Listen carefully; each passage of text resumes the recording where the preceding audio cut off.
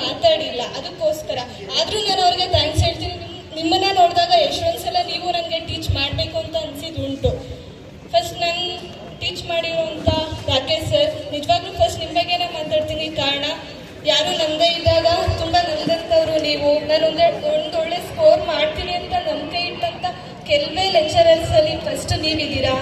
ಮತ್ತೆ ಉದಯ್ ಕುಮಾರ್ ಸರ್ನ ತುಂಬ ಮಿಸ್ ಮಾಡ್ಕೊಳ್ತಿದ್ದೀವಿ. ಇವತ್ತು ಸರ್ ಇಲ್ಲಿಲ್ಲ, ರಿಟೈರ್ಡ್ ಆಗಿದ್ದಾರೆ. ಆದರೂ ನಿಮ್ಮ ಉಪಸ್ಥಿತಿಯಲ್ಲಿ ಬೇಜಾರಾಗ್ತಿದೆ. ನಿಮ್ಮ ಗೈಡೆನ್ಸ್ ಇರೋದ್ರಿಂದನೇ ನಾನು ಇವಾಗ ಏನಾದರೂ ಒಂದಷ್ಟು ಸ್ಕೋರ್ ಮಾಡಿದೆ ಅಂದರೆ ಕಾರಣ ನೀವು ಇರ್ತೀರಾ. ಮತ್ತು ಆನಂದ್ ಮೂರ್ತಿ ಸರ್, ನಾನು ಯಾವುದೇ ಕಲ್ಚರಲ್ ಆ್ಯಕ್ಟಿವಿಟೀಸಲ್ಲಿ ಪಾರ್ಟಿಸಿಪೇಟ್ ಮಾಡಿರೋದು ಒಂದೇ, ಫಸ್ಟ್ PU ಮತ್ತು ಸೆಕೆಂಡ್ PU ಅಲ್ಲಿ 2 ಮಾಕ್ ಪಾರ್ಲಿಮೆಂಟ್ ಅಷ್ಟೇ. ಆ ಟೈಮಲ್ಲಿ ಜೊತೆಗೆ ನಿಂತಂಥವ್ರು ಆನಂದ್ ಮೂರ್ತಿ ಸರ್.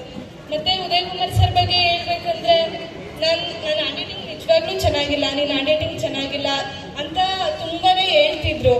ಆದರೆ ಹೆಂಗೆ ಬರಿಬೇಕು, ಈ ಥರ ಬರಿಬೇಡ, ಆ ಥರ ಎಲ್ಲ ಗೈಡೆನ್ಸ್ ಕೊಟ್ಟಿದ್ದಾರೆ. ಮತ್ತು ರವಿಕುಮಾರ್ ಸರ್, ಏನಕ್ಕೆ ನೀನು ಕಲ್ಚರಲ್ ಆ್ಯಕ್ಟಿವಿಟೀಸಲ್ಲಿ ಪಾರ್ಟಿಸಿಪೇಟ್ ಮಾಡಲ್ಲ ಅಂತ ತುಂಬ ಗೈಡೆನ್ಸ್ ಕೊಟ್ಟು, ನಾನು ಅಲ್ಲಿ ಹೇಗೂ ಪಾರ್ಟಿಸಿಪೇಟ್ ಮಾಡಲೇ ಇಲ್ಲ ಯಾವುದ್ರಲ್ಲೂ. ಆದರೆ ನೀವೆಲ್ಲದರಲ್ಲೂ ಪಾರ್ಟಿಸಿಪೇಟ್ ಮಾಡಿ ಎಲ್ಲದರಲ್ಲೂ ಮುಂದೆ ಬನ್ನಿ ಅಂತ ಹೇಳ್ತೀನಿ. ಮತ್ತು ನೀವು ಎಷ್ಟೇ ಹಾರ್ಡ್ ವರ್ಕ್ ಮಾಡಿದಾಗಲೂ ನಿಮ್ಮ ವ್ಯಾಲ್ಯೂಯೇಷನ್ ತುಂಬ ಚೆನ್ನಾಗಿ ಈ ಸಲ ನಡೀಲಿ ಅಂತ ನಾನು ದೇವ್ರ ಹತ್ರ ವಿಶ್ ಮಾಡ್ತೀನಿ. ಆ ವ್ಯಾಲ್ಯೂಯೇಷನ್ ಸರಿಯಾಗಿ ನಡೀತಾ ಇದ್ದರೆ ನಿಮಗೆ ನ್ಯಾಯವಾಗಿ ಬರುವಂಥ ಎಲ್ಲ ಮಾರ್ಕ್ಸು ಈ ವರ್ಷ ನಿಮಗೆ ಬರಲಿ. ಒಂದಷ್ಟು ಸಲ ತುಂಬ ತಪ್ಪು ನಡೆದೋಗುತ್ತೆ, ಹೇಳ್ಕೊಡೋದಕ್ಕಾಗೋದಿಲ್ಲ. ಆದರೂ ಒಂದೊಳ್ಳೆ ಸ್ಕೋರ್ ಆಯಿತು. Thank you. ಏನು ಮಾತಾಡ್ಬೇಕಂತ ಗೊತ್ತಾಗ್ತಿಲ್ಲ. ಅಲ್ಲಿ ಕುತ್ಕೊಂಡಾಗ ಏನೇನೋ ಮಾತಾಡ್ಬೇಕಂತ ಅಂದ್ಕೊಳ್ತೀವಿ, ಇಲ್ಲಿ ಬಂದಾಗ ಏನೂ ನೆನಪೇ ಬರೋದಿಲ್ಲ. ಮತ್ತು ನಾಗಮಣಿ ಮ್ಯಾಮ್, ನೀವು ಒಂದು ಟೈಮ್ ನನಗೆ ಹೇಳ್ತೀರಾ ಡಾಕ್ಟರ್ ಇರಾವತಿ ಕರ್ವೆ ಆಗೋಗ್ಬಿಟ್ಟಿದ್ದೀರಾ ಅಂತ. ಆವತ್ತು ನಿಮ್ಮ ಮನಸ್ಸಿಗೆ ಹರ್ಟ್ ಆಗಿರ್ಬೋದು, ನಾನು ಸ್ಟೇಜ್ ಮೇಲೆ ಮಾತಾಡಿರ್ತೀನಿ.